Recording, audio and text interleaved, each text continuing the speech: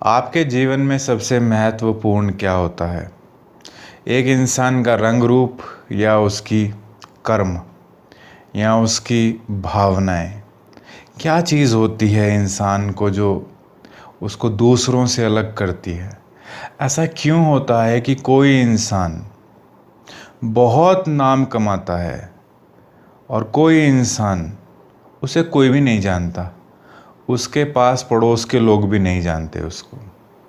ऐसा क्यों होता है कि जब कोई इंसान बाहर निकलता है और उसको बहुत लोग पहचानते हैं लेकिन वो बहुत लोगों को नहीं जानता? ऐसा क्यों होता है? क्या ये सिर्फ इसी वजह से होता है कि वो देखने में बहुत खूबसूरत है, या कोई और कारण हो सकता है? खूबसूरती इंसान को क्या फेमस कर सकती है, क्या प्रसिद्ध कर सकती है, या उसकी विरासत, उसको विरासत में मिली हुई शोहरत? ये सब चीज़ें आपने बहुत बार सोची होंगी, आपके दिमाग में बहुत बार आई होंगी। लेकिन बहुत ज़रूरी बात यह है कि बाहरी दिखावे के चक्कर में इंसान बहुत बार भूल जाता है कि सच्चाई क्या है। आपको बहुत ज़रूरी एक बात याद रखनी है, और अगर याद नहीं रखेंगे तो इसमें आपका ही नुकसान है।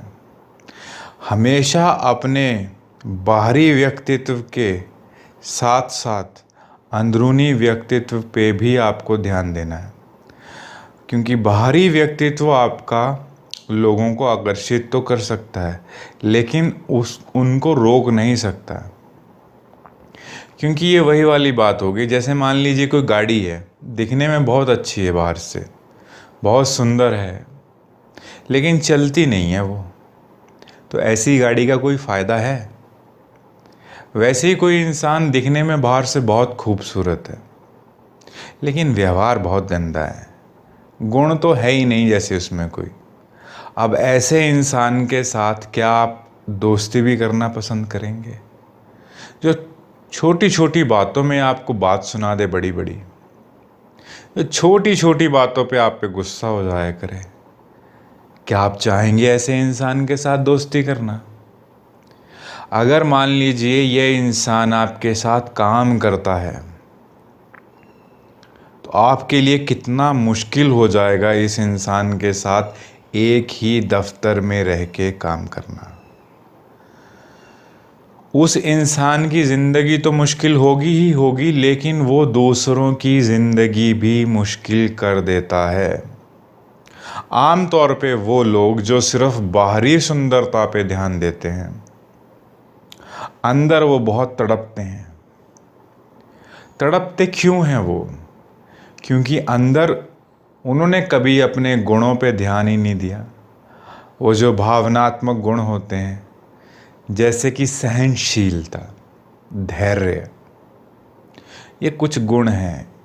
अगर आपके अंदर ये गुण नहीं हैं तो आप बहुत परेशान रहते होंगे। छोटी छोटी बातें आपको परेशान करने का सामर्थ्य रखती हैं। आपको कोई भी आसानी से परेशान कर सकता है।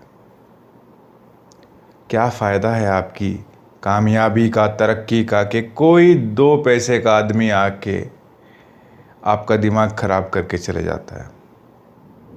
2 पैसे के आदमी से मेरे कहने का मतलब है वो व्यक्ति जो कि आपकी ज़िंदगी में कोई महत्वपूर्ण स्थान नहीं रखता, जिसकी कद्र आप 2 पैसे की भी नहीं करते, जो आपके लिए बिल्कुल भी महत्वपूर्ण नहीं है। ऐसा इंसान भी पूरी क्षमता रखता है आपका दिमाग खराब करने की, वो भी बिना किसी कारण।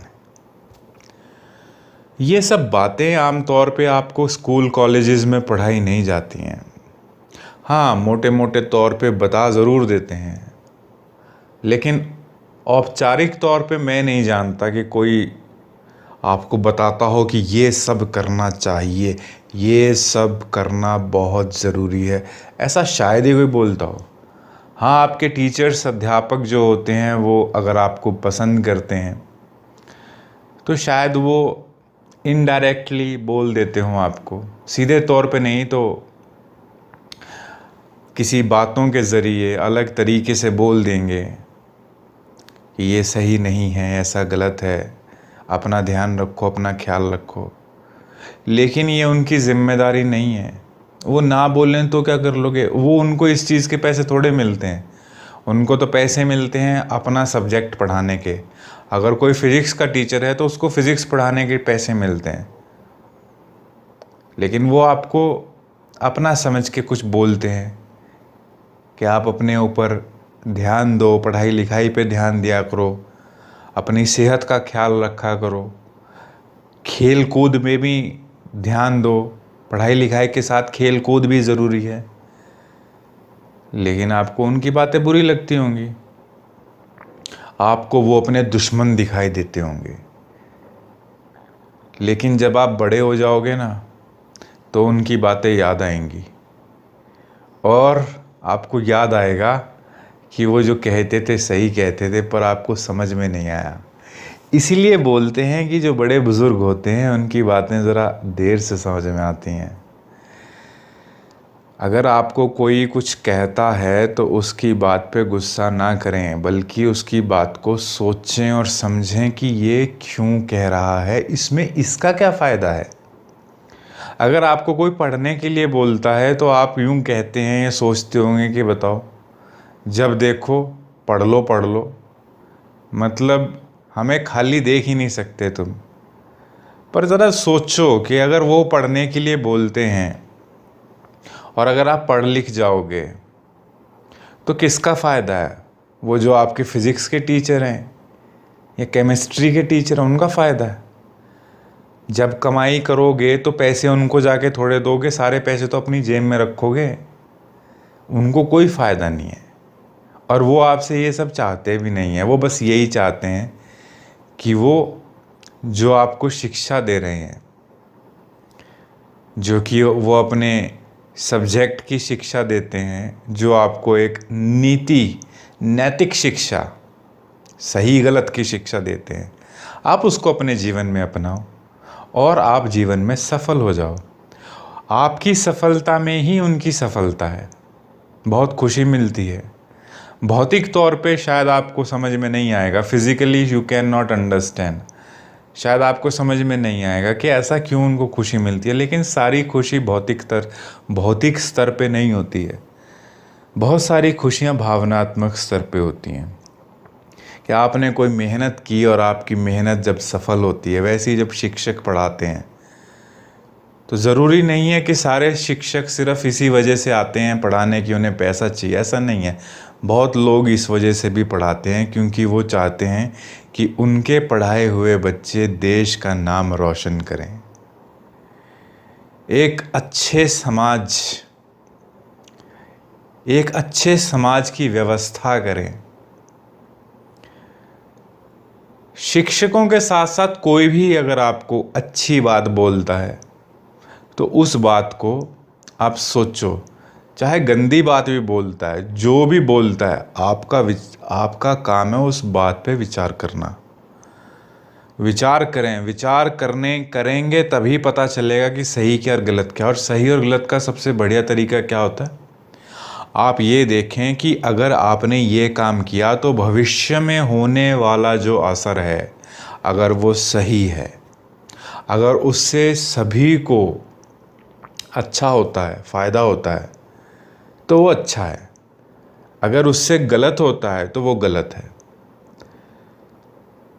ये ज़रूरी है। भविष्य के बारे में सोच के ही आपको अपना फ़ैसला लेना चाहिए, क्योंकि कुछ फ़ैसले ऐसे होते हैं जो इंसान को अच्छे तो लगते हैं लेकिन वो उस पल के लिए बहुत अच्छे होते हैं। आदमी कुछ करता है, कुछ करने की सोचता है, उस पल के लिए तो बहुत मज़ेदार होता है, लेकिन अगर आप लंबे समय के हिसाब से देखो तो आपको समझ में आता है कि आपने बहुत बड़ी गलती कर दी। तो इस गलती से आपको बचना चाहिए। नहीं बचोगे तो आप ही परेशान होगे, और कौन होगा? और आपके साथ जो रहता है वो होगा। ये कुछ बातें हैं, आप इन पे ध्यान दीजिएगा। धन्यवाद।